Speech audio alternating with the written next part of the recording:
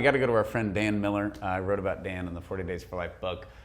He is a great man. He's a big man, both in heart and in stature. I think, what is he, 15 and a half feet tall, something like that, 16 feet maybe. Heart of gold. Did not want to go out to pray at his 40 Days for Life. Said he would rather have teeth pulled with no painkillers than go out and pray. And he was crying through his sunglasses as he witnessed women going in for abortions. He ended up taking over the campaigns in Milwaukee, Wisconsin, led it for a number of years. He's got kids named after him. He's the godfather of children who are saved from abortion. And praise God, after decades, that ugly, rotten facility in Milwaukee, I've been there many times, finally closed post-Roe. And Steve was able to sit down with our friend Dan Miller.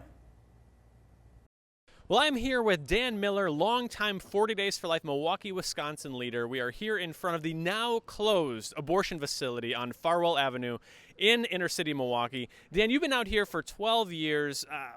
We'll just give the basic question. How did you find out, and what did it feel like the day you realized that this place was out of business and would no longer endanger any more moms or any more babies?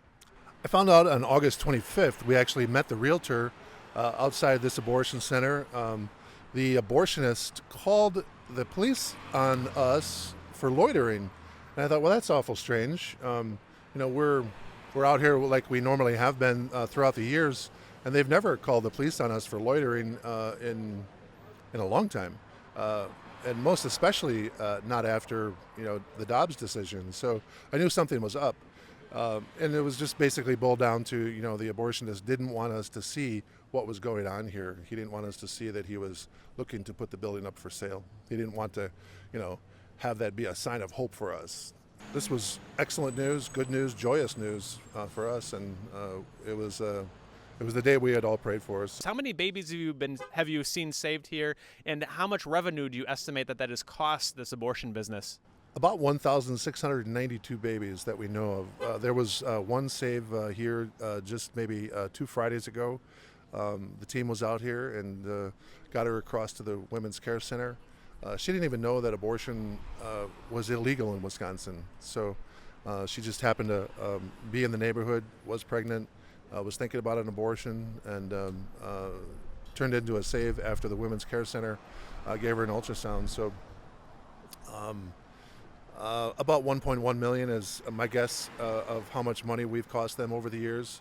I wish it was more, but that's our best guess, is around 1.1 million.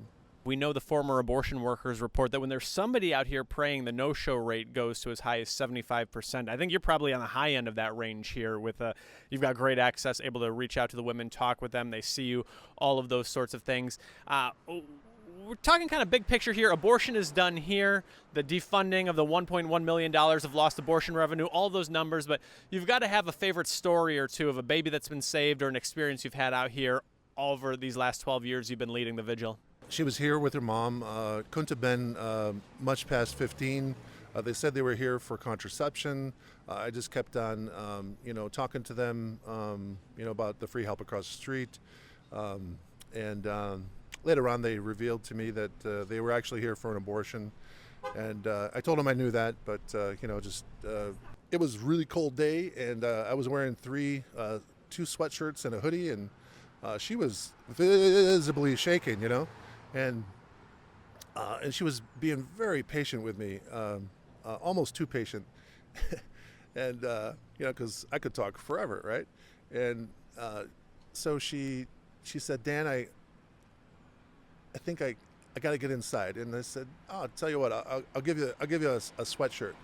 And so I gave her one of my Notre Dame sweatshirts. And then eventually we got her over to the Women's Care Center. She chose life there. And then when she came out, she said, Dan, I'm not giving you your sweatshirt back. And I said, why? And she said, because I'm going to make a pillow out of it for my baby.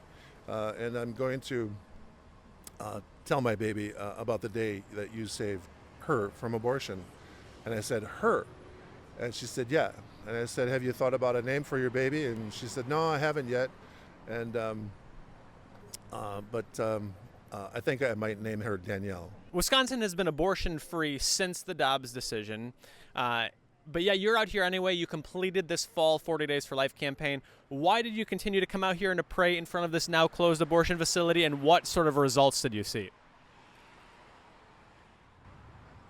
One thing for sure is we knew that we couldn't trust the abortion industry. We wanted to see how they were going to react. Are they just hanging low for a time and then going to go right back to it, or what? So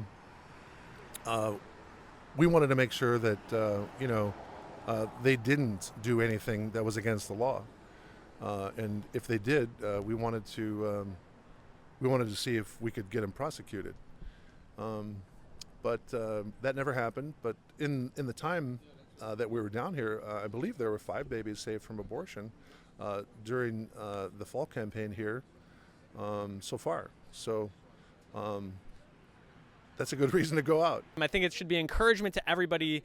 We're 40 Days for Life started in Texas, but this isn't Texas. It's not one of the red states, so to speak. It's not the Bible Belt. It's not the Deep South. But yet you've ended abortion here at one of the busiest abortion facilities, perhaps the most notorious abortion facility in the state of Wisconsin.